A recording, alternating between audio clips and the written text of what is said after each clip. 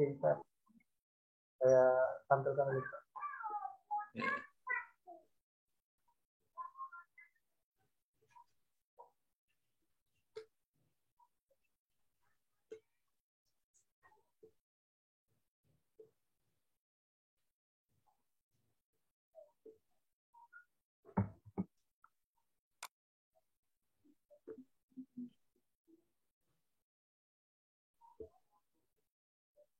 Ya, bisa.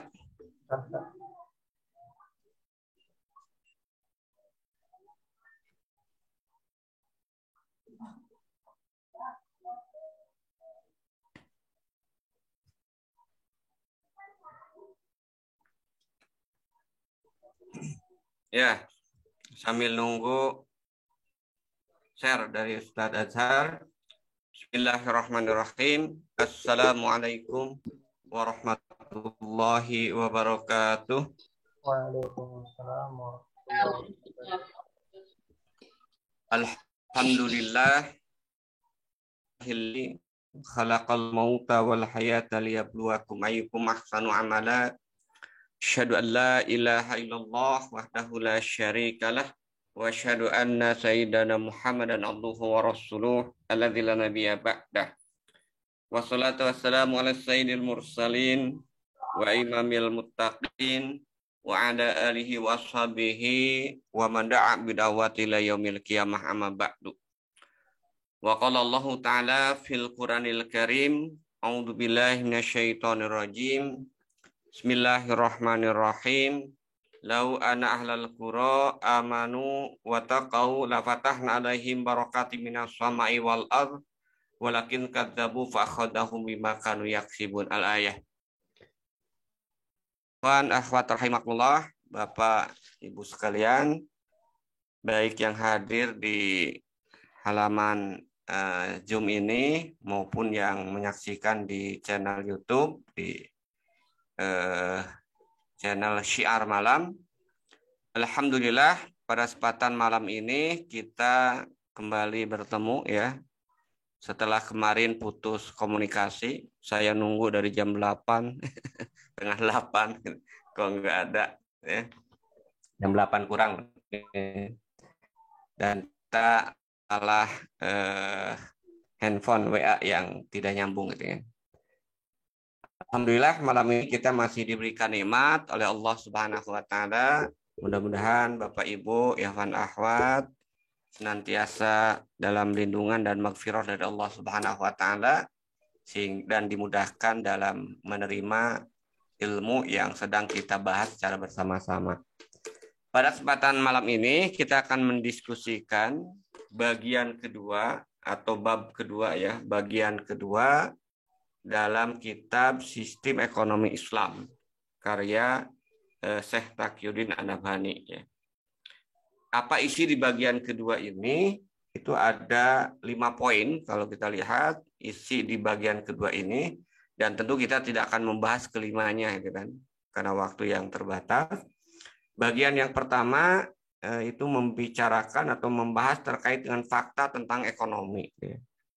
Jadi di bagian kedua ini nanti dibahas terkait dengan fakta ekonomi, termasuk di dalamnya definisi ekonomi baik secara bahasa maupun secara istilah. Ya. Kemudian yang kedua, di bagian kedua ini membahas terkait dengan asas sistem ekonomi. Nah ini saya kira 2 poin ini yang mungkin akan kita diskusikan pada kesempatan malam ini. Ya. Sementara 3 bagian yang lainnya mungkin minggu depan, ya kan, yaitu terkait dengan pandangan Islam terhadap ekonomi, politik ekonomi Islam, serta kaidah umum perekonomian. Itu bagian kedua yang ada di buku Sistem Ekonomi ya karya Syekh Taqiyuddin An-Nabhani. Lanjut, Tat.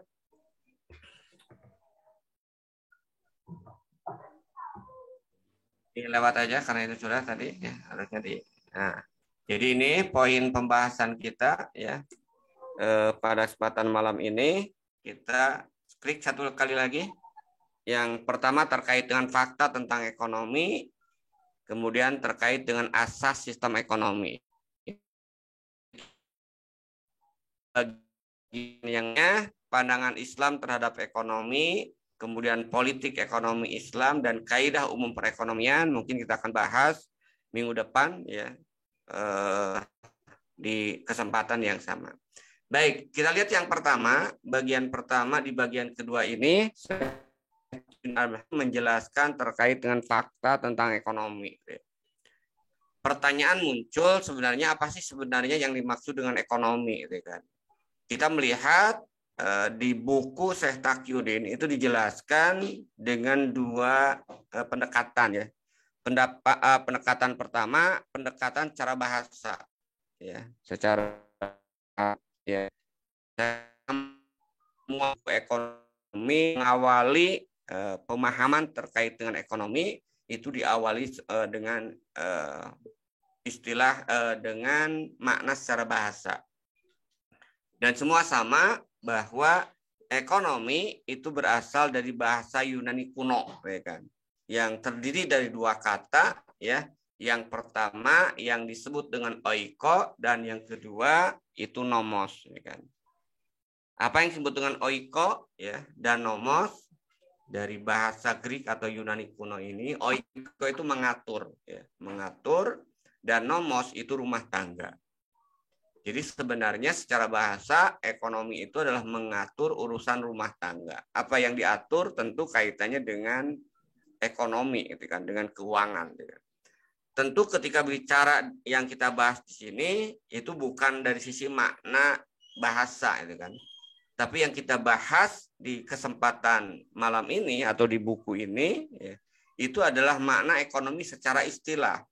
Nah, apa makna ekonomi secara istilah? Syekh Taqiyuddin An-Nabhani ya menyebutkan ya ketika membahas ekonomi secara istilah itu disebutkan yang disebut dengan ekonomi itu adalah kegiatan mengatur urusan harta kekayaan atau sumber daya ekonomi. Jadi bagaimana mengatur sumber daya ekonomi, bagaimana mengatur kekayaan.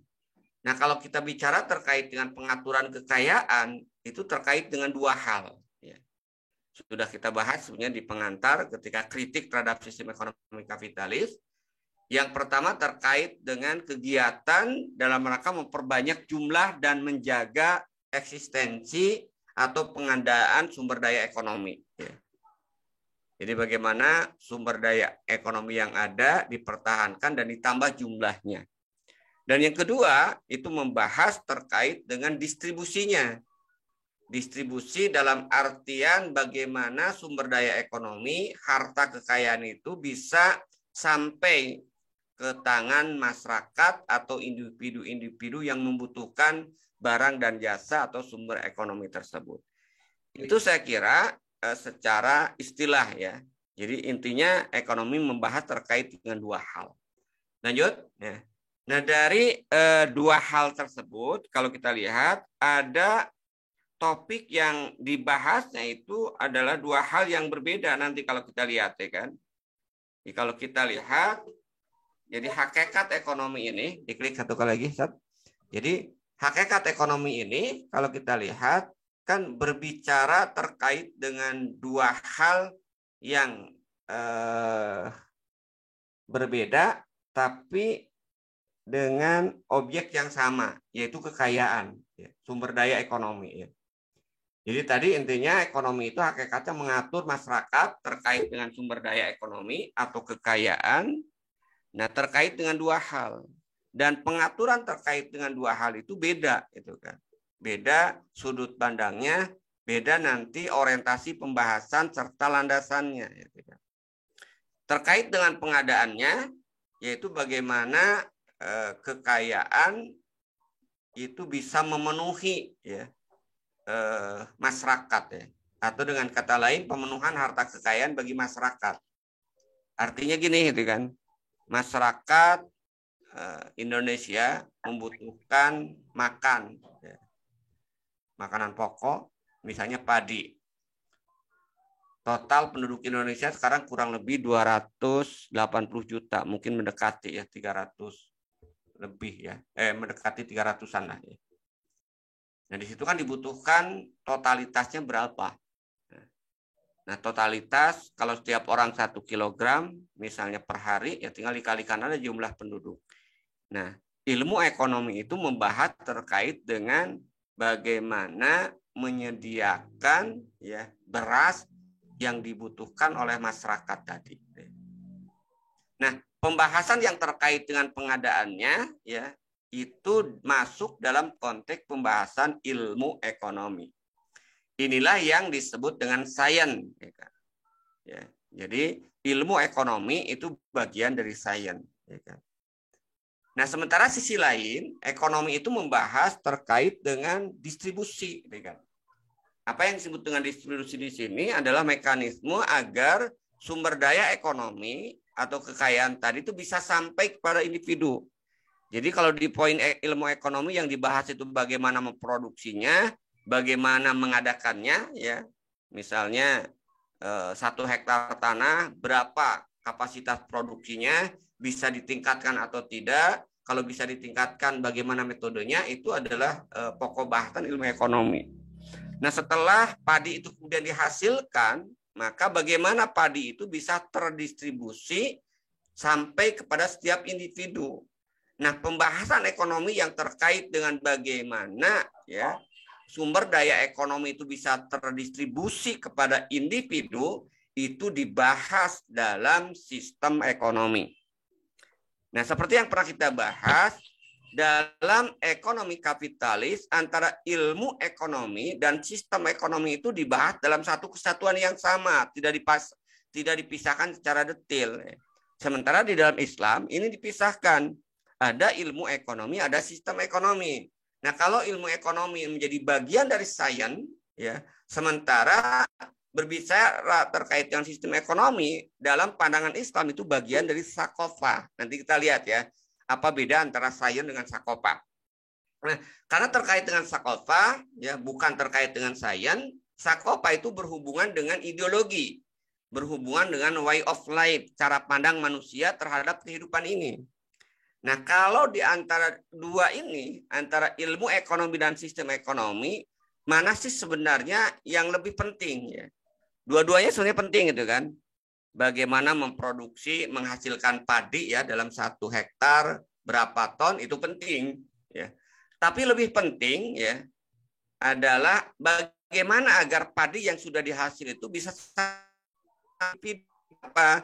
Karena walau sudah dihasilkan dengan hasil yang melimpah, misalnya sekarang dengan ada agroindustri itu kan, pertanian yang tidak memerlukan lahan yang luas, di lahan yang sempit bisa menghasilkan produksi yang cukup besar atau banyak itu kan dengan teknologi, tapi itu kan tidak akan ada artinya kalau tidak sampai kepada individu, menumpuk gitu kan di tempat tertentu gitu kan. Nah, karena itu Syekh Taqiyuddin menyampaikan atau menjelaskan di antara kedua ini, yaitu terkait dengan ilmu ekonomi dan sistem ekonomi, pembahasan yang terpenting itu adalah atau yang lebih penting sistem ekonomi dibandingkan dengan ekonomi. Kenapa pembahasan sistem ekonomi itu lebih penting dibandingkan dengan pembahasan ilmu ekonomi? Karena pembahasan sistem ekonomi itu berhubungan dengan peluang individu. Ya.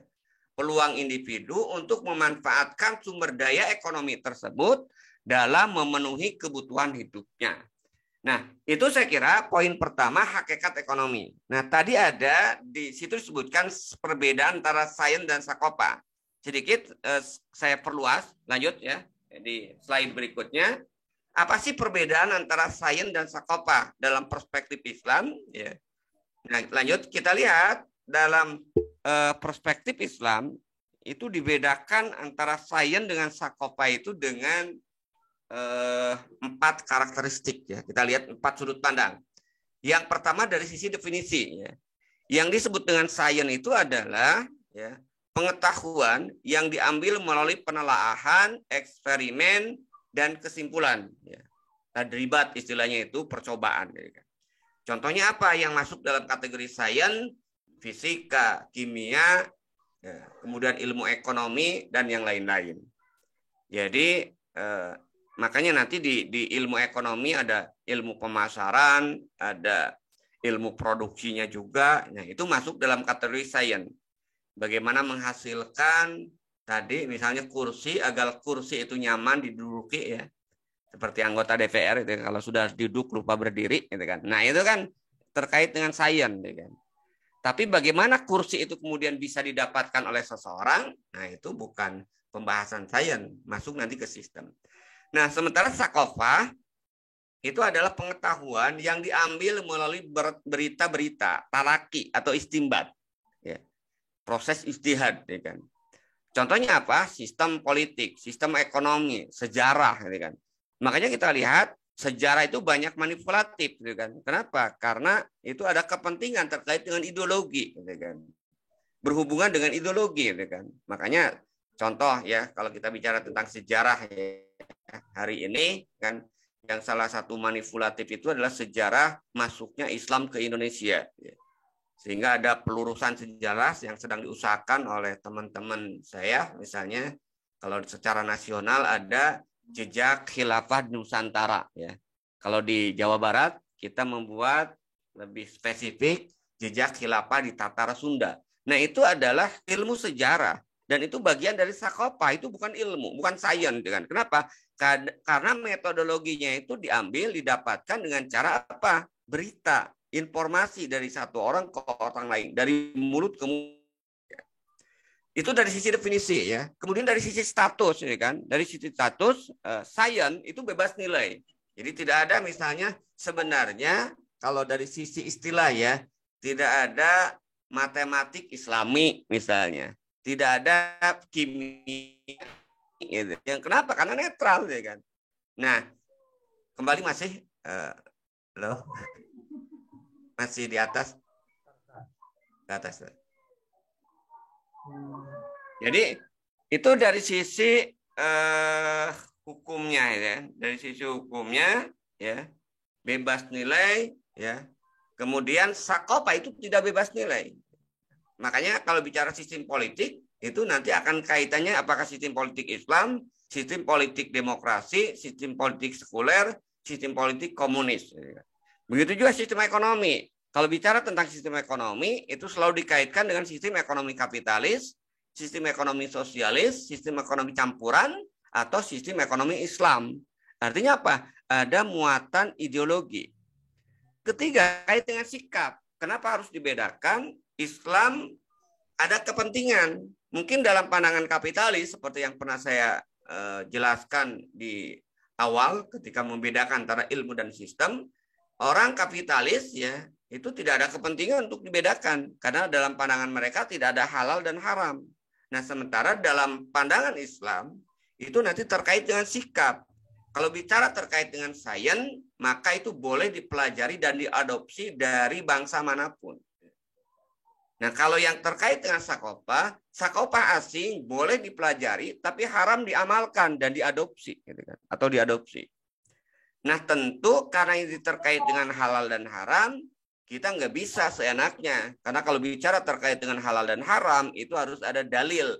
Harus ada dalil yang menunjukkan terkait dengan halal dan haram tersebut. Nah, terkait dengan sains, dalil yang banyak kemudian digunakan. Nah, ini kalau saya sering pernah dialog dengan teman-teman mahasiswa dari UIN, ya kan, mereka seenaknya aja mengutip hadis ini untuk menyatakan bahwa urusan politik itu ya urusan dunia, karena itu urusan politik bebas diserahkan kepada manusia dengan dalil antum a'lamu bi umuri dunyakum. Kalian lebih tahu tentang urusan dunia kalian. Padahal kalau kita bisa lihat hadis ini konteksnya itu terkait dengan penyerbukan korma. Hadis ini terkait dengan sains. Hadis ini terkait dengan teknologi, gitu kan? Teknologi penyerbukan kurma agar kurma itu menghasilkan panen yang optimal. Bagaimana caranya? Nah, Rasulullah mengatakan antum a'lamu bi umri dunyakum. Kalian lebih tahu terkait dengan urusan dunia kalian. Nah, sementara sakopah, kenapa kemudian haram? Karena Rasul menyatakan, ya, man amila amalan laisa alaihi amruna fahuwa radun. Barang siapa yang beramal, beraktivitas yang tidak ada contoh kami atasnya, tidak ada perintah kami atasnya, kata Rasulullah, fahuwa radun, maka perbuatan itu tertolak. Itu perbedaan antara sains dengan sakopah. Kemudian berikutnya kita lihat secara spesifik apa sih perbedaan antara ilmu dengan sistem ekonomi. Apa perbedaan antara ilmu ekonomi dengan sistem ekonomi? Mohon maaf saya belum sempat terjemahkan ya. Sekalian juga sambil sedikitlah mengulas di kitab aslinya ya dari bahasa Arab. Ada 5 perbedaan ya antara ilmu ekonomi dengan sistem ekonomi. Ya. Poin pertama dari sisi pembahasan. Ya. Jadi ilmu ekonomi atau ilmu iqtisad adalah ilmu iqtisadi yabhasu fit tadbiri umuril jamaah min haitsu tawfirul mal wa ijaduhu. Jadi yang pertama kalau kita lihat yang disebut dengan ilmu ekonomi itu adalah ilmu yang membahas pengaturan urusan masyarakat, urusan jamaah kaitannya tentu dengan harta tadi dari sisi apa? Tawfirul mal wa ijaduhu. Bagaimana masyarakat itu bisa terpenuhi harta kekayaannya dan bagaimana mewujudkannya. Nah itu ilmu ekonomi. Sudut pandangnya itu adalah tawfirul mal. Ya. Sementara sistem ekonomi yang dibahasnya sudut pandangnya itu adalah aktivitasnya sama tapi sudut pandangnya berbeda. Sudut pandangnya itu adalah tauzi'ul mal mudabbir. Bagaimana mendistribusi harta secara teratur. Artinya bagaimana harta bisa sampai kepada individu itu yang disebut dengan sistem ekonomi. Yang kedua, kalau kita lihat perbedaannya ilmu ekonomi dengan sistem ekonomi, ya. Ilmu ekonomi, ilmu iqtisad yata'alliqu biwasaili isbai hajatil insan. Jadi ilmu ekonomi itu berhubungan dengan sarana pemenuhan kebutuhan manusia, wa asalib intajiha dan uslub atau strategi ya untuk memproduksinya.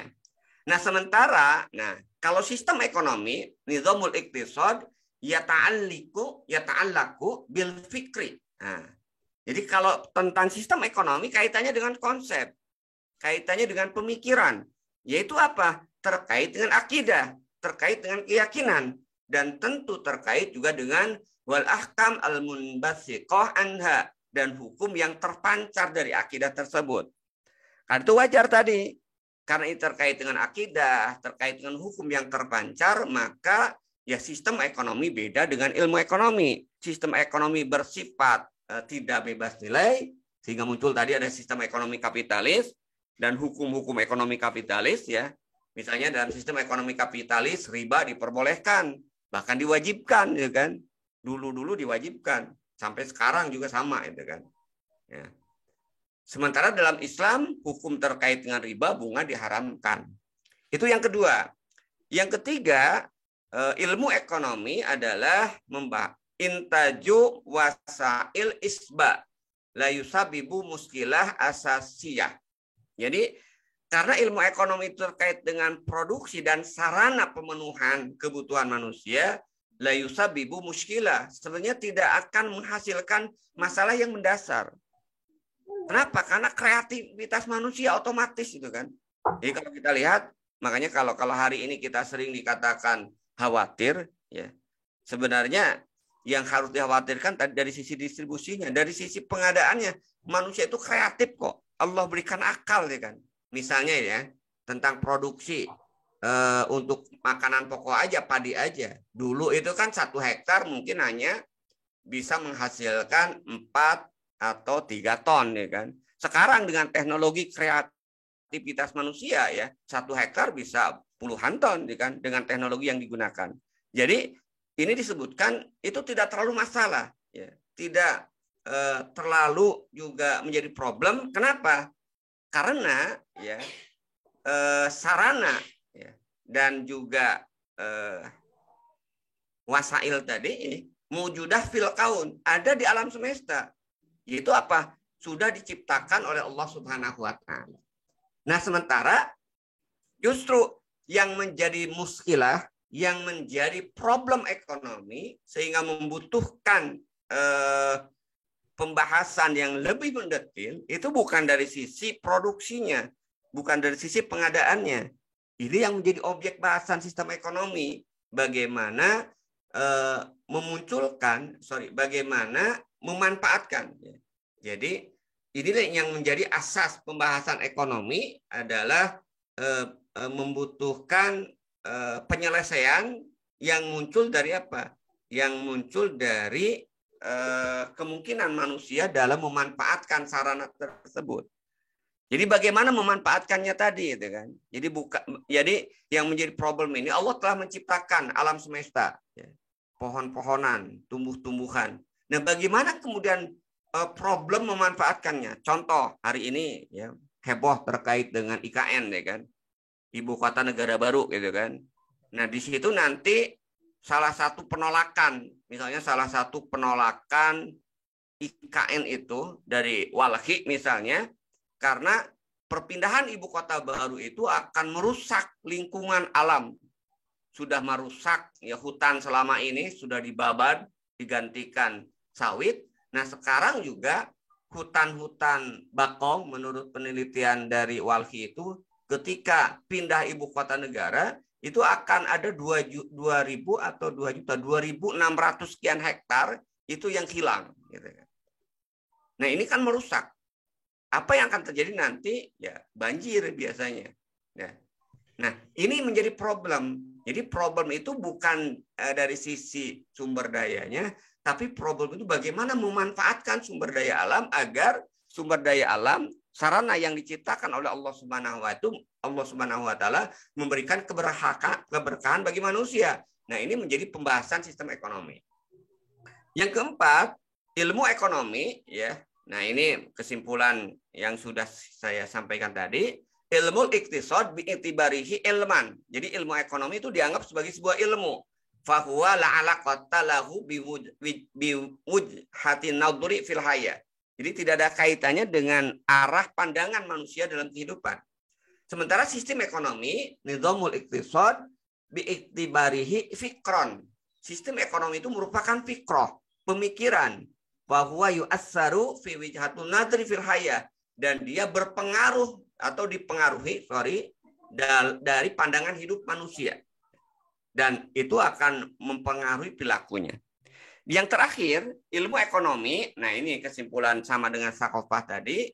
Ilmu iktisad alamiyun amun fahuwa ka ilmir riyadhah la yahtahsu bi unasin duna ghairihim.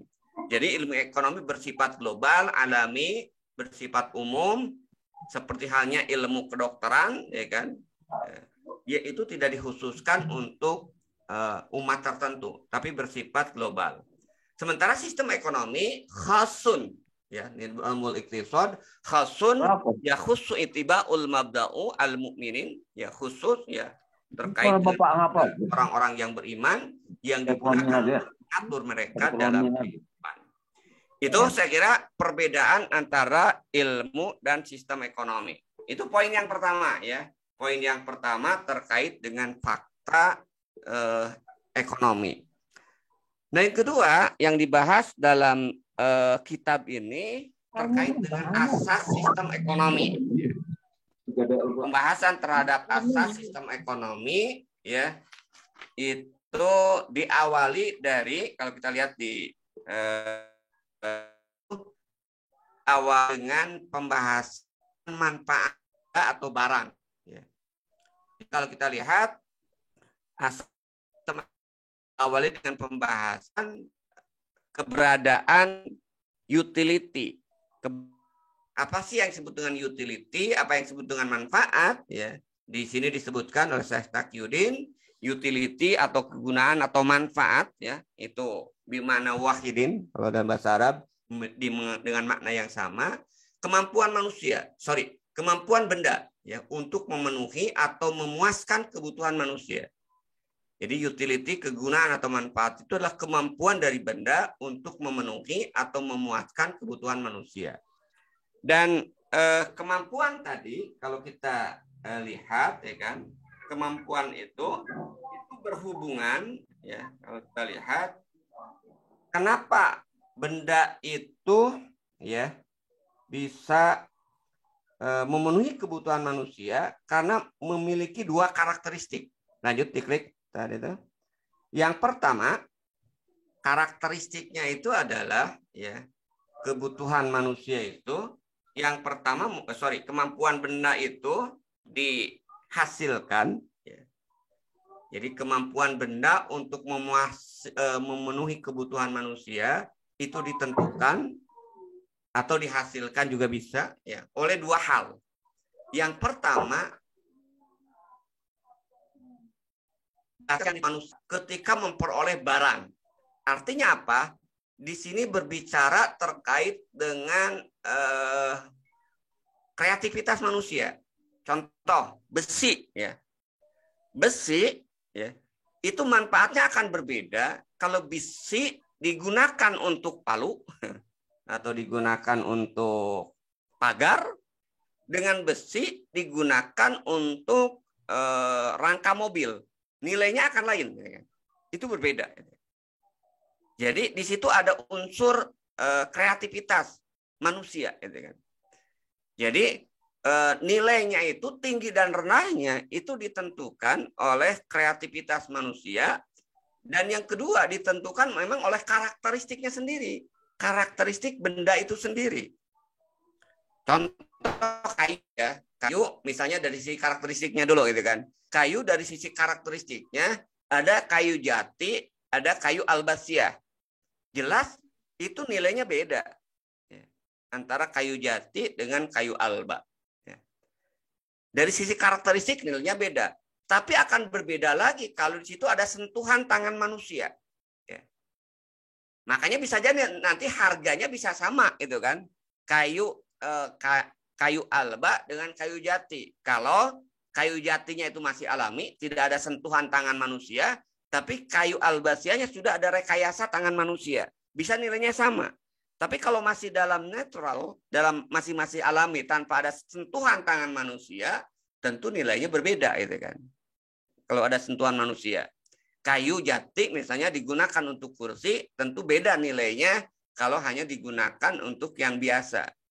Direkayasa jadi aksesoris misalnya pintu dan yang lainnya tentu nilainya lebih tinggi lagi. Nah, itu ya. Jadi ini yang kita lihat ya kan. Yang menentukan kegunaan itu adalah pertama tadi ya lahir dari kreativitas tenaga dan akal pikiran manusia, gitu kan. Dan yang kedua memang keistimewaan dari benda itu sendiri, yaitu karakteristik sumber daya alam. Nah, karena itu kalau kita lihat manfaat itu berarti sumbernya dari mana? Ya. Manfaat benda itu dihasilkan dari tiga hal, ya.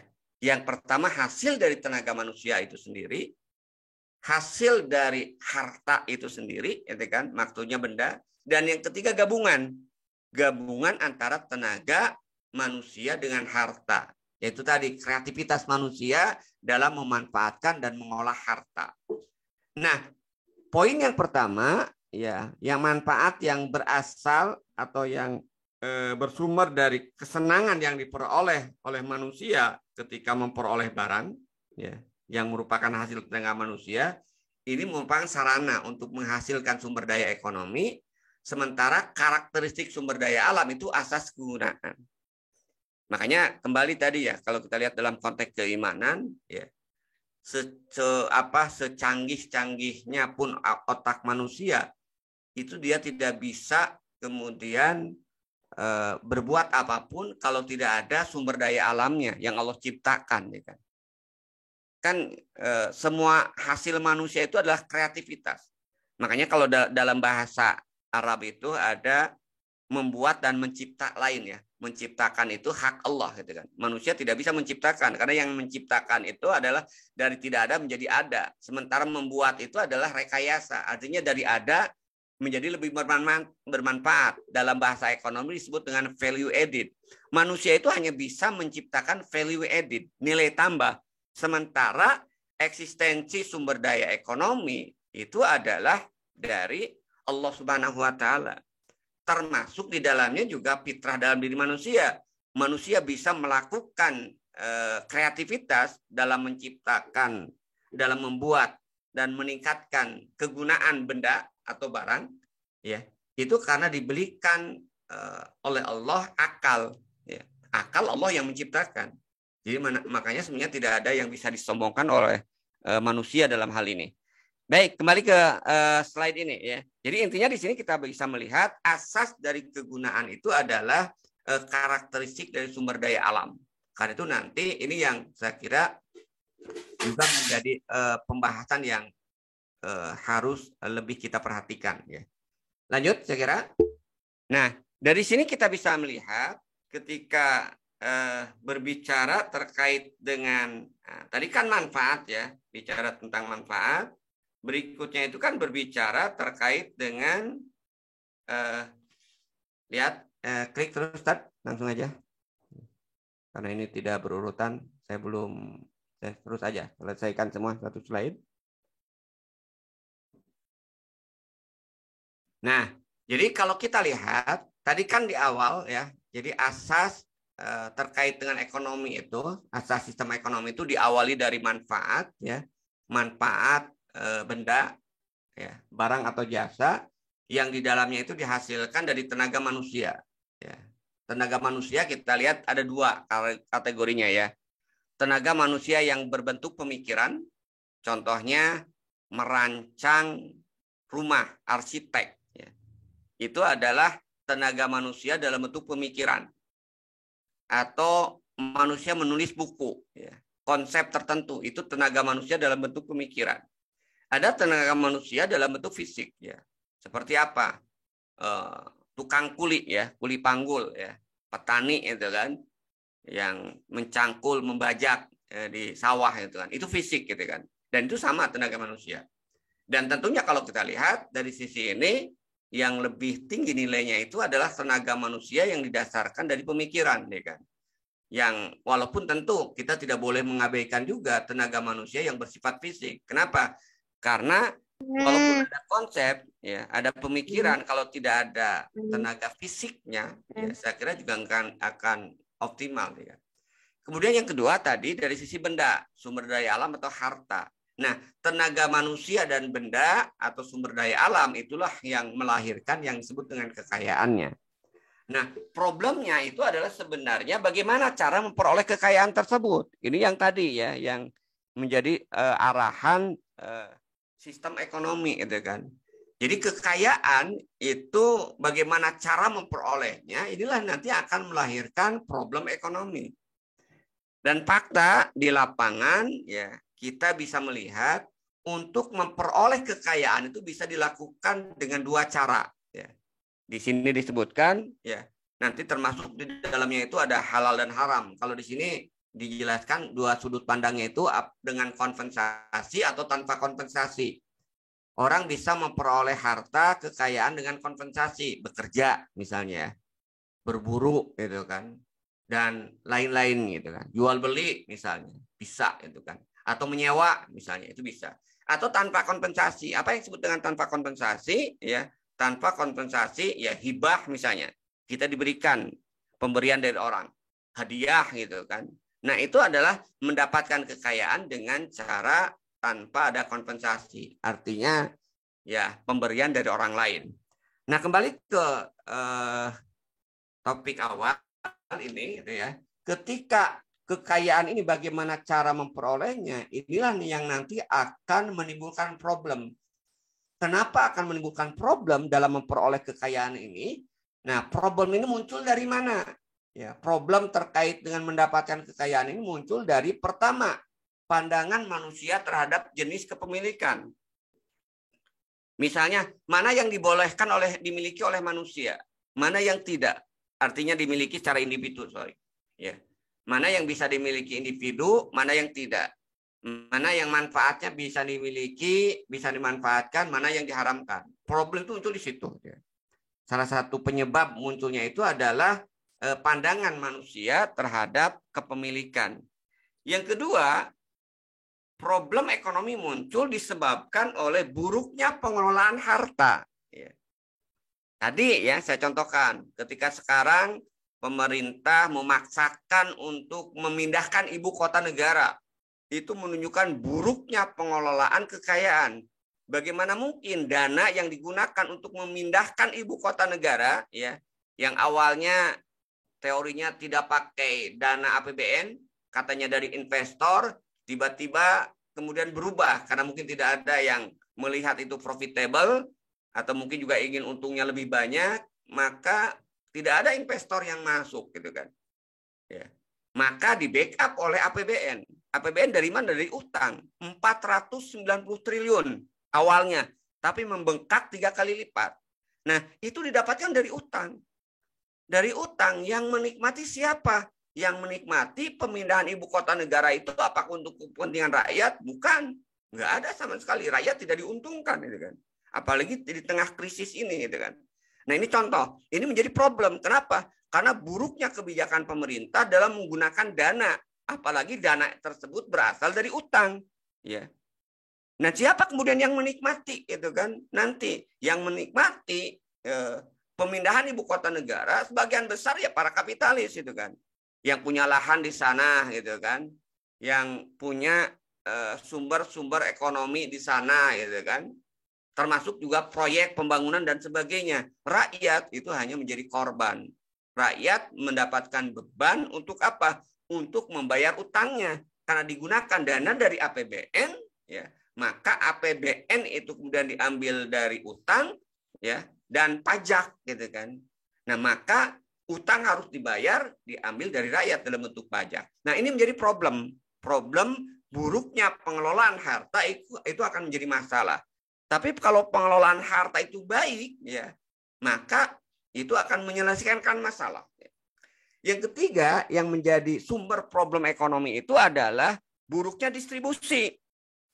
Contoh hari ini kita saksikan gitu kan, Indonesia itu adalah negara yang paling luas kebun sawitnya, ya. Tapi minyak, nah itu kan harga minyaknya justru paling mahal. Ini kan buruknya distribusi, gitu kan. Ini menunjukkan ini kenapa menjadi problem karena buruknya distribusi. Malaysia yang justru mereka lahan sawitnya lebih sempit, ya kan, luas Indonesia itu kan, karena dari sisi wilayahnya juga sangat jauh gitu kan. Tapi saya pernah baca harga minyak sawit ya di Malaysia itu sekitar 8.000, di Indonesia 20.000. Bayangkan itu kan sangat jauh gitu kan. Dan ketika pemerintah memaksa patok 14.000, belum tentu juga para kapitalis mau. Nah, kenapa ini terjadi gitu kan? Kok kenapa terjadi problem ya? Kelangkaan minyak menjadi mahal. Kenapa? Karena penguasaan lahan sawit. Ternyata lahan sawit itu dikuasai oleh segelintir orang sehingga menciptakan pasar monopoli. Nah, ini contoh itu kan. Nah, ini akhirnya menjadi problem ekonomi. Nah, ketiga hal ini ya, buruknya pandangan terhadap kepemilikan, buruknya pengelolaan harta dan buruknya distribusi kekayaan, inilah yang menjadi penyebab munculnya problem ekonomi. Diklik kan. Nah, karena itu kalau kita lihat, klik lagi, terus. Karena ini adalah, problem ekonomi itu penyebabnya itu adalah tadi 3 hal ini ya, pandangan terhadap kepemilikan, buruknya pengelolaan harta, buruknya distribusi kekayaan. Maka solusinya apa? Solusinya itu berarti membenahi. Ya. Nah, solusi ya untuk membenahi agar ya kondisi memperoleh kekayaan itu tidak menjadikan problem yang serius, maka kan harus ada cara menyelesaikannya. Nah, ketiga ini ya, pandangan terhadap kepemilikan, buruknya pengelolaan harta, buruknya distribusi atau kekayaan yang menjadi penyebab ekonomi harus diatur. Harus dibuat regulasi yang itu tidak menimbulkan masalah. Inilah yang nanti disebut dengan asas sistem ekonomi. Jadi sebenarnya asas sistem ekonomi itu adalah cara menyelesaikan problem ekonomi. Karena buruknya ya buruknya 3 hal ini ya yang menjadi penyebab ekonomi ya, kekaitan pemilikan, kemudian harta dan kekayaan, maka baik dan buruknya sistem ekonomi itu tergantung baik dan buruk asasnya ini. Terakhir, yang disebut dengan asas ekonomi itu adalah sistem manapun ya. Satu slide lagi terakhir. Ya. Jadi Kalau kita lihat asas, nah di akhir ini dibahas oleh Syekh Taqiyuddin di sini terkait dengan sistem ekonomi Islam dan kemudian asasnya. Ya, oke, udah lihat ya. Jadi dari sini kemudian akhir, ya. Apa sih asas sistem ekonomi Islam? Ya.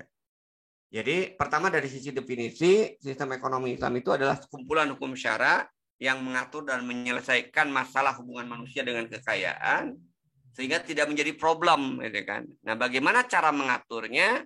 Nah, dibuatlah 3, ya. Yang pertama, Islam mengatur kepemilikan, ya.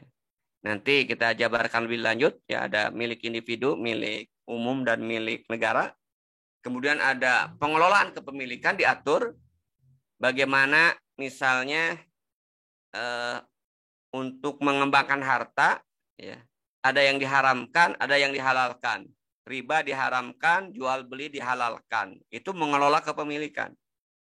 Termasuk misalnya juga mengelola hutan. Merusak lingkungan jelas haram, gitu kan. Tapi bukan berarti hutan tidak boleh dieksploitasi.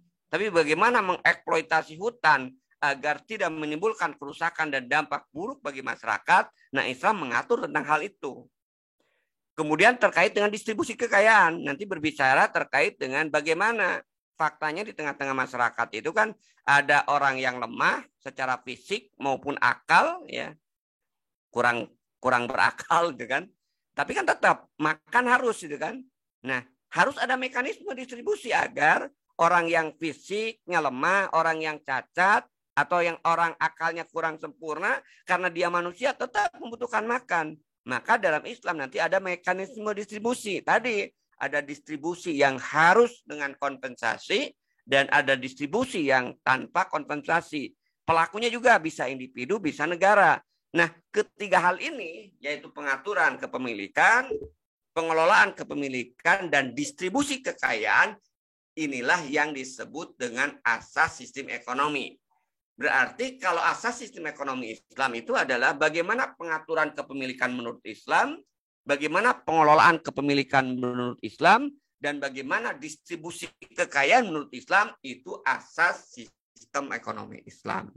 Itu barangkali ya, Ustaz Azhar yang bisa saya sampaikan sebagai pengantar diskusi pada kesempatan malam ini, ya. 2 poin terkait dengan fakta ekonomi dan asas sistem ekonomi. Itu barangkali kita lanjut dengan diskusi. Terima kasih. Assalamualaikum warahmatullahi wabarakatuh. Warahmatullahi wabarakatuh. Ya, alhamdulillah. Pada kesempatan yang malam yang berbahagia ini, kita masuk di bab kedua, berbicara tentang ekonomi. Beliau tadi membahas tentang ekonomi secara terminologi, ya, kemudian mencoba memisahkan antara sains dan fakultas, ataupun tadi dibedakan antara ilmu ekonomi dengan sistem ekonomi. Tadi juga sudah dibahas oleh beliau. Kemudian sedikit membahas, karena memang di sini ada beberapa poin yang beliau sampaikan. Poin pertama tentang asas sistem ekonomi. Terakhir di pembahasan tersebut ada 3 hal yang menjadi problem nanti. Pertama terkait dengan kepemilikan, yang kedua terkait dengan pengelolaan harta, dan yang terakhir terkait dengan pendistribusian harta itu sendiri. Nah, ini menjadi problem tergantung sistem apa yang dijalani untuk mengatur hal tersebut. Karena tadi sudah disentuh atau yang dicontohkan adalah negeri ini, dan kita paham bahwa negeri ini menggunakan sistem kapitalis, maka nyata sekali kerusakan itu, dan kita bisa menyaksikan nyata bagaimana barang-barang atau beberapa barang yang hari ini menjadi kebutuhan pokok, kita sebagai produsennya, kita sebagai tempat industrinya, tempat industri kita pula yang mengalami lonjakan harga ketimbang di negara tetangga, ya. Alhamdulillah tadi sudah disampaikan oleh guru kita Ustaz Arif Nasim. Kemudian jika dari Bapak Ibu jamaah sekalian ada hal yang mungkin bingung, ada hal yang ingin ditanyakan, silakan di chat saja, nanti kami akan bacakan langsung kepada beliau, atau boleh melalui raise hand ya, itu saja langsung dihidupkan unmute-nya, bisa langsung ditanyakan langsung kepada beliau. Ya,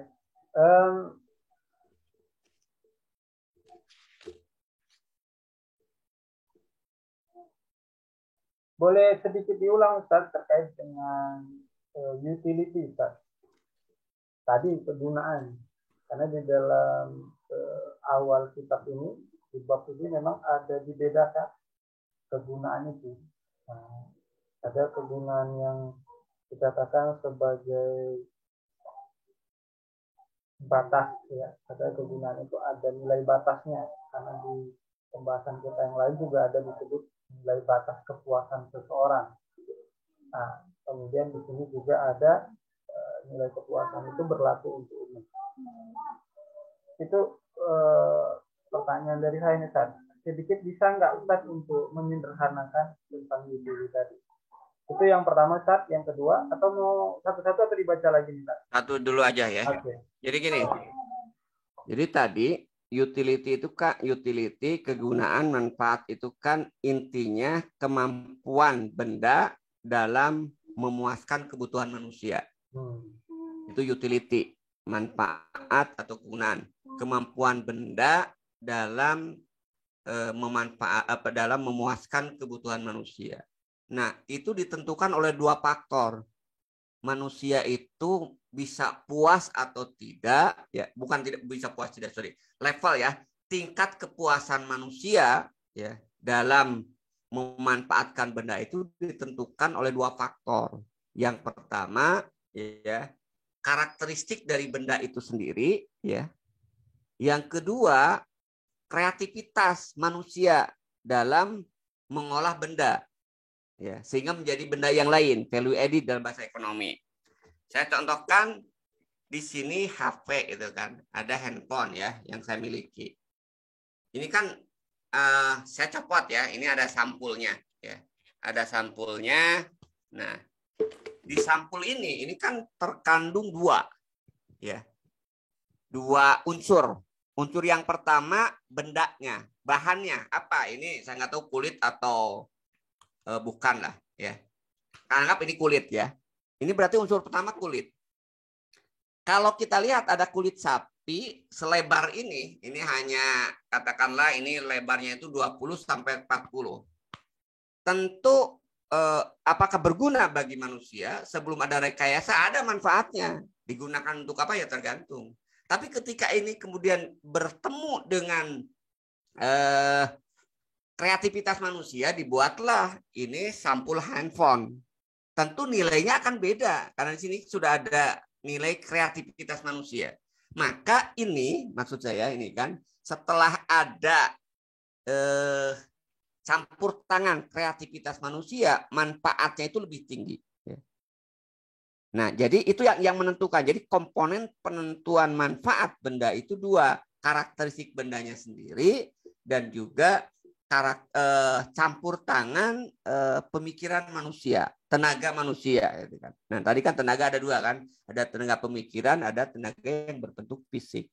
Nah, ini yang akan menentukan nilai kepuasan, batas kepuasan. Kalaulah batas kepuasan ini diwujudkan dalam bentuk harga, gitu kan? Nah, tentu kan kalau harga kulit, potongan kulitnya aja, kalau ini misalnya kulitnya aja, ya paling juga 1/4, ya kan? 1/4, nggak nyampe paling 1 on kulit sapi, katakanlah kalau kulit kambing, paling harganya kalau dihargakan ya orang paling mau berani beli 10.000 misalnya itu kan.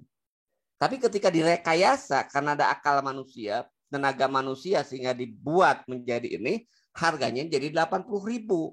Itu kan jadi 8 kali lipat.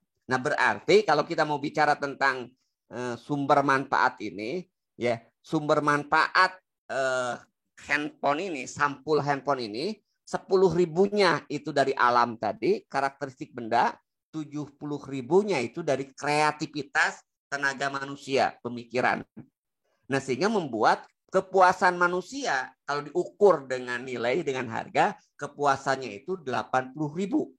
Tapi kalau hanya benda saja tadi ya, tanpa ada kreativitas lebih dari tangan manusia, akal manusia, nilai kepuasannya 10.000. Itu contoh.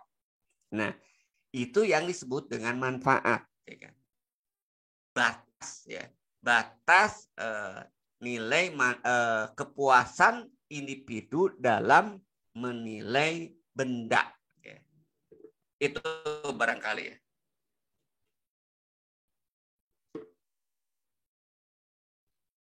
Itu Kang Ajar? Ya, alhamdulillah Ustaz.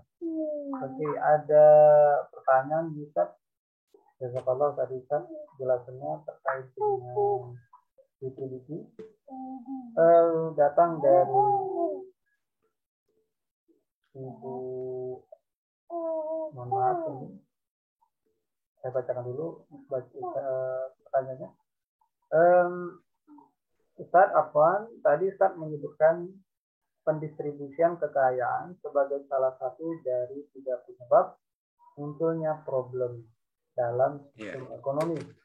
Mohon contoh konkretnya Ustaz, saya belum paham. Dari Ibu Atin Ummu Aisyah. Ya, contoh yang paling nyata itu sekarang aja lah ya, distribusi tanah, kepemilikan tanah. Ya. Yang sekarang kita lihat ada tanah ya yang dimiliki oleh para konglomerat sampai 3 sekian juta hektar. Ada yang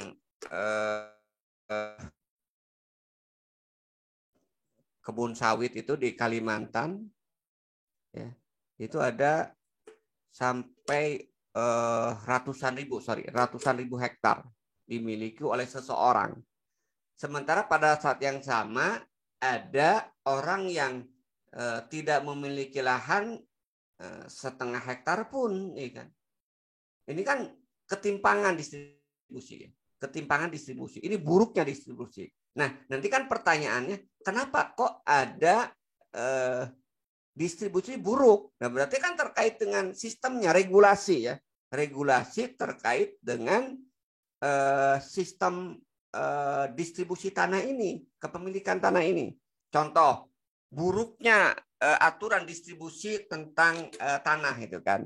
Dalam sistem kapitalis, tanah itu bisa ditimbun, bukan ditimbun bukan ditimbun maksudnya, bisa dimiliki walaupun ya itu tidak dimanfaatkan.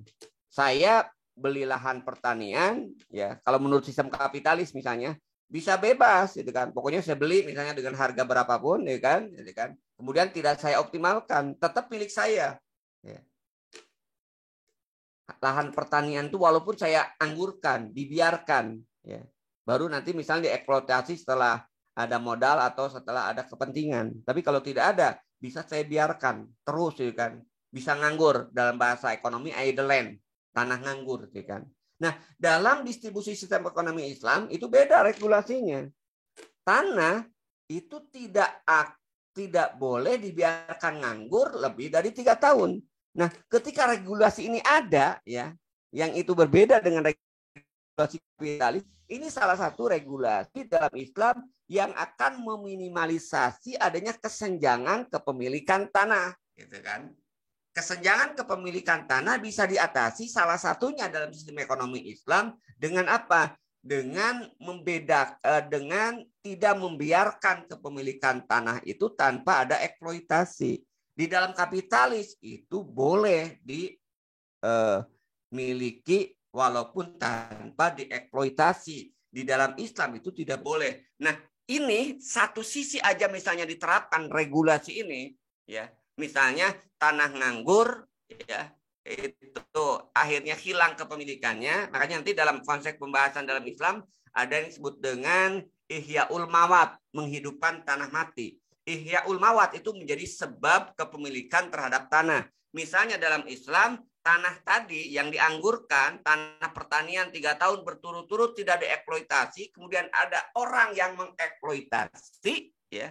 maka otomatis tanah itu berubah menjadi milik orang yang mengeksploitasi tanah tersebut. Maka kalau kita lihat dalam sistem ekonomi Islam tidak akan terjadi dalam waktu lama itu akan ada penumpukan tanah yang idle. Berarti tanah dengan mekanisme ihyaul mawat, ya, mekanisme menghidupkan tanah mati menjadi salah satu sebab kepemilikan, itu juga menjadi salah satu alat untuk apa? Untuk mendistribusikan tanah agar tanah itu tidak termonopoli oleh orang tertentu. Nah, kalau sekarang enggak kan? Wah, kalau kita itu disebutnya menyerobot. Itu dari sisi fakta ya, satu. Kemudian fakta yang lain, misalnya konsep distribusi terkait dengan kepemilikan tanah ini. Kepemilikan tanah dalam sistem kapitalis tadi hanya diwujudkan dalam bentuk sertifikat, ya, sertifikat hak milik misalnya. Ya. Maka karena berbicara terkait dengan kepemilikan itu hanya dijustifikasi dengan sertifikat aja, maka dengan mudah perampasan milik tanah orang lain oleh orang yang memiliki dana yang besar. Contoh ya, saya pernah membahas misalnya kasus rebutan tanah yang melibatkan politisi dan tokoh publik, Rocky Gerung gitu kan di Bogor. Yeah. Itu kan heboh kan?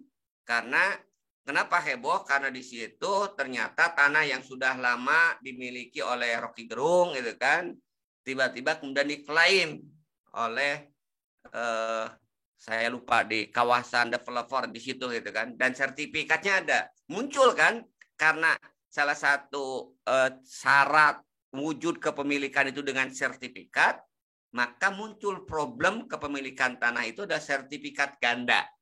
Satu tanah ada dua sertifikat. Nah, ketika ada satu tanah ada dua sertifikat, bagaimana memutuskannya? Pengadilan. Ketika masuk ke pengadilan kita UUD yang menang itu, ujung-ujungnya duit. Maka walaupun kita punya bukti, ya, kita juga punya sertifikat, dan tanah itu kita yang garap hari ini, tapi ketika dimajukan ke pengadilan ternyata ya justru sertifikat aspal tadi yang menang. Kenapa? Karena pengadilan itu memang tadi hanya berpihak kepada yang berduit, ya kan? KUHP kasih uang habis perkara itu kan. Nah, ini contoh ya. Nah, regulasi ini, contoh dalam konsep tanah ini, itu menyebabkan apa? Menyebabkan adanya ketimpangan kepemilikan tanah. Nah, maka di dalam Islam itu diselesaikan tadi regulasinya. Tanah tidak boleh nganggur lebih dari 3 tahun. Ya. Tanah pertanian lebih nganggur 3 tahun, otomatis terdistribusi. Kepada siapa? Kepada petani yang membutuhkan. Makanya pernah pada zaman Rasul itu kan, ketika sahabat Bilal dikasih tanah oleh Rasulullah itu kan, tapi kemudian setelah 3 tahun dibiarkan nganggur, Umar bin Khattab kemudian dicabut secara paksa, diambil lagi. Awalnya sahabat Bilal itu marah, saya nggak akan pernah memberikan apa yang sudah diberikan oleh Rasulullah. Umar lebih marah lagi gitu kan. Anda ini tahu nggak gitu kan? Rasulullah memberikan tanah itu bukan hanya untuk dimiliki dan dibiarkan. Rasulullah memberikan tanah kepada Anda itu untuk digarap. Sekarang kata Umar, ambil yang bisa garap. Kalau yang engkau nggak bisa garap, tidak manfaatkan, saya ambil alih untuk diserahkan ke yang lain. Itu ada regulasi negara yang memaksa untuk mendistribusikan tanah ketika ada tanah yang idle, tanah yang nganggur gitu. Itu contoh ya, yang mungkin terbayang bahwa distribusi itu menjadi sebab buruknya problem ekonomi. Nah, nanti lebih lanjut tadi kalau kita naikkan dikit problem berikutnya terkait dengan untuk apa. Nah, misalnya ya kita bicara tentang problem yang ramai minyak tadi ya, minyak sawit. Ketika perusahaan-perusahaan ya yang memiliki ratusan hektar tadi, ribuan hektar tadi ya, kemudian memproduksi minyak ya. Kemudian ada 1-2 orang, saya punya data hanya 8 orang yang terbesar itu. Jadi 80% lahan sawit itu hanya dimiliki oleh 8 orang. Nah, sekarang problem berikutnya. karena yang memiliki itu adalah 8 orang tadi, dia kolusi, kerjasama untuk apa? Untuk menentukan harga. Dan dia bisa mematikan nih petani-petani kecil yang 20% itu gitu kan. Petani-petani kecil yang 20% itu dia nggak bisa menentukan harga. Yang menentukan harga itu siapa? Yang ini itu kan. Yang 80% dia bisa menyerah untuk menjual ke dia, ya kan? Kenapa? Misalnya kan dibangkrutkan aja, dimurahkan aja satu seksi, udah dia bisa bangkrut kan. Nah, ketika kemudian dia bangkrut, ya diambil alih. Nah, proses berikutnya adalah akuisisi lahan lagi gitu kan, dibeli dengan harga yang murah. Sehingga apa? Ya lagi-lagi petani yang kecil itu semakin terhimpit. Itu contoh. Dari situ aja distribusi itu kemudian menjadi ya penyebab ya problem ekonomi gitu kan. Nah, Islam nanti mengatasi distribusi itu dengan baik gitu kan. Dalam konteks tanah tadi ada pengaturan kepemilikan tanah ya, masuk milik umum dan masuk milik individu, bahkan ada milik negara. Itu barangkali ya, Kang Azhar. Oke, alhamdulillah cukup sederhana, mudah-mudahan bisa dipahami oleh Ibu Atin tadi ya. Untuk pertanyaan selanjutnya kita pending dulu Bu ya. Nanti kita jawab dulu pertanyaan dari Bu Ani karena ini duluan masuk. Assalamualaikum Ustaz, izin bertanya. Tadi dijelaskan sistem ekonomi lebih penting dibandingkan dengan ilmu ekonomi karena berhubungan dengan peluang individu untuk memanfaatkan sumber daya ekonomi dalam memenuhi kebutuhan hidupnya. Nah, gimana penjelasan sederhananya? Ya, jadi gini ya, sederhananya kan dua objek yang berbeda. Ilmu ekonomi itu objeknya itu bagaimana membuat atau memproduksi barang. Dan tadi ya, produksi barang itu kan sumber dayanya itu sudah ada, Allah ciptakan. Ya, jadi Allah sudah menciptakan bumi serta apa yang ada di dalamnya. Tinggal kreativitas manusia. Jadi kalau kita lihat dalam perjalanan sejarah, ya kita lihat ya, sebelum Islam turun pun, sebelum Islam datang pun, ya, kan manusia itu sudah kreatif gitu kan. Pasti manusia mah akan kreatif kalau dalam urusan untuk menciptakan, mewujudkan barang. Tanpa diatur secara spesifik pun itu tidak akan istilahnya itu mati gitu kan. Kreativitasnya pasti gitu kan. Kenapa? Karena itu bagian dari fitrahnya. Tapi beda nanti dengan ketika barang itu sudah dihasilkan, bagaimana itu bisa dimanfaatkan oleh individu. Nah, ini perlu regulasi. Kenapa perlu regulasi? Agar tidak terjadi kekacauan. Ya.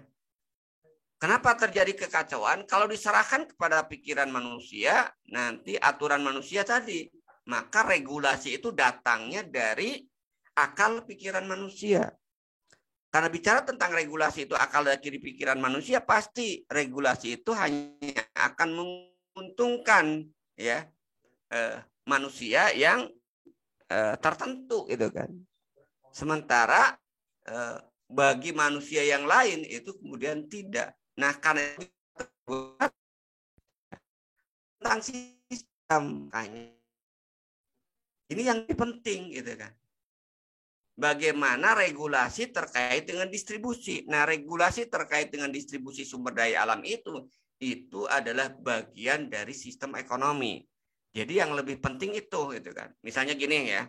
Itu satu ya. Yang kedua itu kan benda ya diproduksi ya. Nah, kemudian numpuk ya. Tidak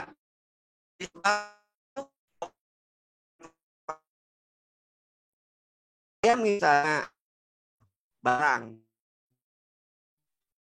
ya barang, ya kan, katakanlah pohon ya, pohon rambutan, sekarang lagi musim rambutan di daerah saya ya. Ada rambutan, ada 10 pohon ya kan. Itu Allah yang menciptakan ya, walaupun saya yang ngurusnya gitu kan. Nah, itu kan masuk dalam produksi kan, produksi rambutan. Nah, setelah produksi rambutan ya, sehingga menghasilkan buah yang banyak, lebat itu ya. Terus kalau tidak didistribusikan, maka itu tidak ada artinya gitu kan. Ya, tidak ada artinya kan, tidak ada manfaatnya gitu kan. Kenapa? Ya kalau saya makan sendiri paling ya tidak artinya kan tidak mungkin habis. Saya punya 10 pohon misalnya. Enggak mungkin kan habis saya sendiri gitu. Kalau tidak ada mekanisme terkait dengan distribusinya, ya tidak ada aturan, ya itu jadi lebih. Nah, maka nanti manusia kan membuat aturan kan. Nah, akan membuat aturan bagaimana agar rambutan mati yang lain. Nah, bagaimana agar rambutan yang saya tanam, yang saya hasilkan dengan buah yang banyak itu bisa dinikmati oleh yang lain? Nah, itu berbicara tentang sistem ekonomi. Nah, itu lebih penting dibandingkan dengan tadi kan produksinya. Pun kalau bicara penting ya, dua-duanya penting. Tapi lebih penting kalau kita bicara tafdil perbandingan, lebih penting itu bagaimana kemudian mendistribusikannya. Kenapa? Karena kalau tidak diatur bagaimana mendistribusikannya justru malah menjadi masalah. Misalnya tadi gitu kan, masalahnya itu ketika numpuk gitu kan, gimana? Ya. Nah, karena itu atau misalnya ada aturan tapi bebas. Silakan aja orang bisa ngambil seenaknya di pohon saya. Ya saya rugi gitu kan, gitu kan. Nah, itu kan juga sistem gitu kan. Nah, itu juga akan terjadi kekacauan. Nah, karena itu lebih penting di sini katakan sistem ekonomi dibandingkan dengan ilmu ekonomi. Ya. Kenapa? Karena ilmu ekonomi dalam bahasa saya gitu kan, yang namanya ini kreativitas ya, kreativitas manusia mah akan alamiah gitu kan. Sama seperti binatang yang kelaparan, dia akan kreatif gitu kan. Tapi bagaimana berpikir? Nah, berpikir itu sudah masuk sistem tadi. Ya, ranahnya. Ya, memanfaatkan yang ada itu sudah bagian dari sistem ekonomi. Itu saya kira ya sederhananya. Nah, kalau kita lebih contohkan gini ya.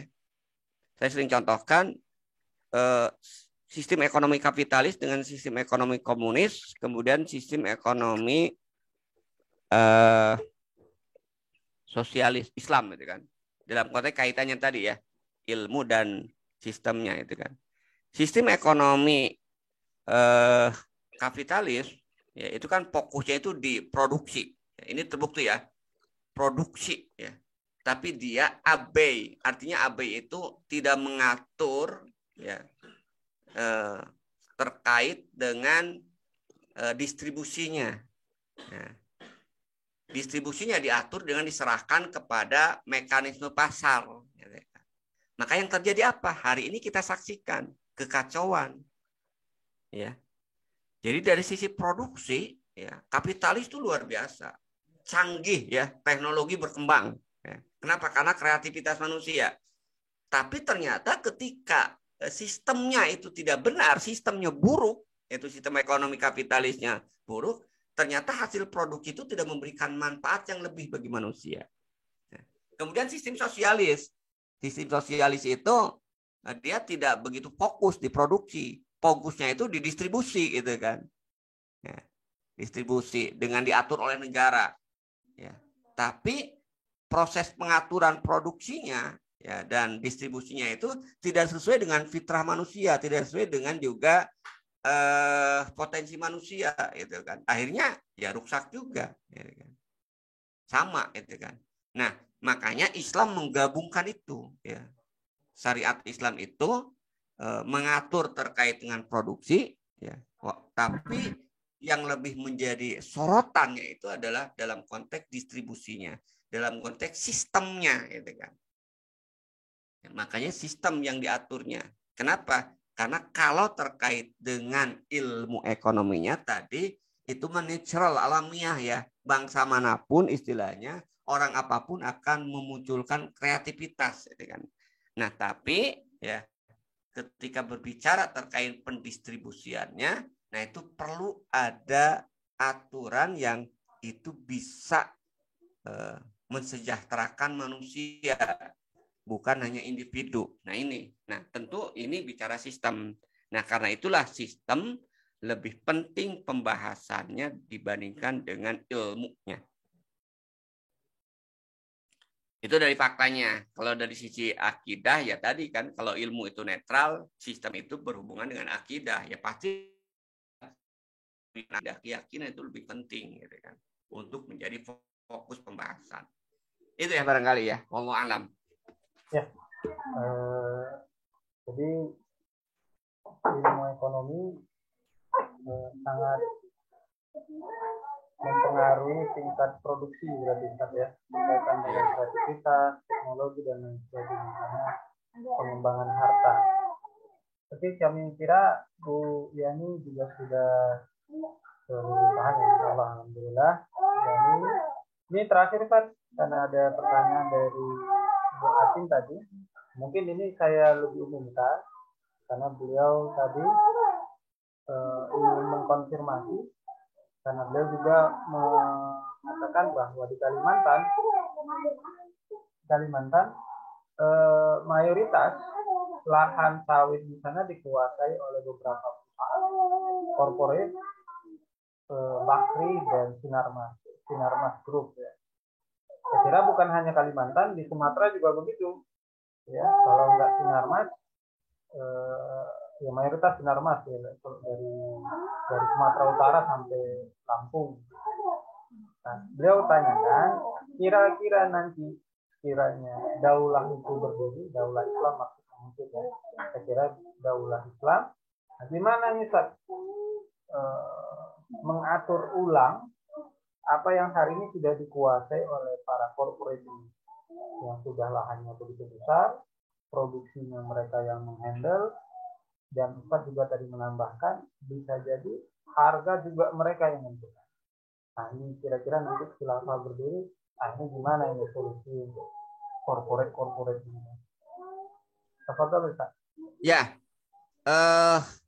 kalau kita lihat kan nanti yang akan dilakukan oleh negara ya, itu kan menelusuri asbabut tamaluknya, sebab-sebab kepemilikannya itu kan. Bagaimana prosedur mereka memiliki tanah itu, apakah sesuai dengan syarat atau tidak. Nah, kepemilikan terkait dengan lahan-lahan sawit hari ini itu kan awalnya dari hutan. Ya. Hutan itu milik umum awalnya itu kan. Milik umum, tapi kemudian diserahkan kepada swasta. Nah, ini haram dalam Islam. Ya, maka nanti ini akan dicek ke sana gitu kan. Jadi asbabut tamaluknya, proses kepemilikannya. Apakah dia melalui proses kepemilikan legal atau ilegal? Kalau ilegal ya berarti nanti akan diambil alih oleh negara. Gitu kan. Jadi nanti akan dipisah, ya kan. Mana proses kepemilikan yang legal menurut syariat, bukan legal menurut hukum negara ya, legal menurut syariat Islam. Nanti negara akan menata kembali ya, menata kembali konsep kepemilikan tersebut. Salah satunya tadi menelusuri asbabut tamaluk ya, sebab-sebab kepemilikan itu yang pertama. Yang kedua nanti juga terkait dengan pemanfaatannya itu kan. Apakah selama ini dimanfaatkan sendiri atau misalnya juga yang lain yang memanfaatkan ya kan. Nah, itu juga nanti akan dilihat. Tapi yang paling mendasar nanti ya, pembenahan yang akan dilakukan oleh negara ketika syariat Islam tegak, hukum Islam tegak itu adalah yang pertama tadi itu kalau kepemilikannya tidak sesuai dengan syarat berarti ilegal dan itu akan diambil alih oleh negara. Itu yang pertama itu kan. Yang kedua tentu Islam ya sebelum sampai misalnya ke arah sana itu sulit lah, lama proses pembuktiannya, mendorong tentu dengan kesadaran ya kan untuk bertaubat lah gitu kan. Jadi istilahnya itu pengampunan massal ya kan. Kalau dulu mereka-mereka yang para konglomerat itu kemudian mengambil ya tanah dengan cara ilegal, dengan cara zalim menurut syariat Islam sebelum dilakukan penelitian ya kan, dilakukan kajian, dan karena saya kira pasti mudahlah bisa dilakukan itu. Nah, silakanlah dengan sadar diri gitu kan menyerahkan ya. Karena itu kan sama dengan pencuri. Termasuk juga nanti yang akan dilakukan oleh negara juga kebijakan-kebijakannya nanti itu kan akan dilihat. Kebijakan-kebijakan negara yang dulu kapitalis itu kan yang salah itu kan akan direvisi, akan dicabut gitu kan. Regulasi-regulasi, aturan-aturan yang itu tidak sesuai dengan syariat Islam itu kemudian akan dihapus, diganti kemudian regulasi yang sesuai dengan syariat Islam. Nah, nanti kan kita tata itu kan. Istilah sederhana itu nanti kita akan menata kembali konsep kepemilikan ini ya, konsep kepemilikan lahan, ya. Konsep kepemilikan tanah tadi, asbabut tamaluknya itu kan. Nah, kalau dulu sumbernya hutan, ya itu jelas sudah ilegal. Sumber hutan itu dalam pandangan Islam itu milik umum. Nanti negara dulu gitu kan. Bisa berubah kemudian menjadi milik individu kalau sudah dieksploitasi oleh negara ya, wakil umat. Nah, berubah dari hutan itu misalnya menjadi tadi ya, misalnya ada tidak menafikan ada kebutuhan. Misalnya luas hutan 100 juta hektar ya. Tapi ternyata ada kepentingan nih dengan tidak merusak lingkungan, 1 hektar misalnya dibuka itu kan untuk pemukiman misalnya. Nah, ketika berubah menjadi pemukiman, tentu nanti itu tanahnya itu sudah dibongkar ya, artinya dirubah jadi pemukiman. Nah, itu berubah tanahnya itu kemudian menjadi milik berubah menjadi milik individu. Siapa yang kemudian membuka, nah itu berhak kemudian untuk memiliki. Nah, nanti saya lihat akan ke sana itu. Kalau saya lihat dua lah yang akan dilakukan oleh negara ya. Pertama tadi ketika syariat Islam tegak, maksudnya negara yang menerapkan syariat Islam secara kafah tadi, yang pertama jelas kita akan melakukan itu ya, penataan ulang terkait dengan kepemilikan tanah tadi. Nah, bagaimana menatanya? Asbabut tamaluknya akan dilihat. Apakah didapatkan secara legal atau ilegal? Itu yang pertama. Yang kedua tentu negara akan melakukan kebijakan-kebijakan yang untuk mengatasi ya atau untuk menghilangkan atau untuk memperkecil ya tadi ya apa yang disebut dengan kesenjangan kepemilikan tanah. Nanti akan diatur oleh negara agar tidak terjadi kesenjangan yang luar biasa dalam kepemilikan tanah. Ada regulasi yang dibuat ya setelah yang pertama tadi gitu kan. Itu saya kira ya. Iya, terakhir Ustaz, sebelum disudahi, memang ada di bagian akhir pertanyaan beliau, sekiranya dari corporate itu ditelusuri Ustaz, misalnya berhasil kita telusuri sebab kepemilikan mereka, misalnya cara-cara yang mereka peroleh adalah dengan jual beli, bukan dengan cara-cara nipu. Ini kita umpamakan Ustaz ya. Lantas kalau ternyata ada satu corporate lain misalnya ingin menguasai dengan cara yang halal, tapi dia produktif Ustaz. Sampai ada orang mungkin bisa menguasai lahan sampai ribuan hektar. Tapi apa relevansi hubungan terkait dengan menguasai lahan yang lebih banyak? Padahal distribusi di dalam Islam harus sesuai dengan kebutuhan mungkin ya, lebih tepat. Kan sekarang ini banyak corporate yang menguasai ribuan hektar. Kemudian itu semuanya produktif. Nah, apakah karena dia produktif kemudian kita abaikan atau gimana? Apakah memang harus dibatasi kepemilikan? Jadi gini ya, kita berpikir ya kondisi ini jangan berpikir hari ini gitu kan, tapi berpikir ketika syariat Islam diterapkan secara kafah. Dan pilar penerapan syariat Islam itu kan 3 itu kan. Pertama ketakwaan individu, yang kedua penerapan amar ma'ruf nahi munkar dari masyarakat, dan yang ketiga itu hukum yang dijalankan oleh negara, gitu kan. Nah, memang di dalam Islam nanti tidak ada batasan, tidak akan dibatasi seseorang itu kemudian memiliki tanah sekian hektar misalnya. Silakan bebas di dalam Islam.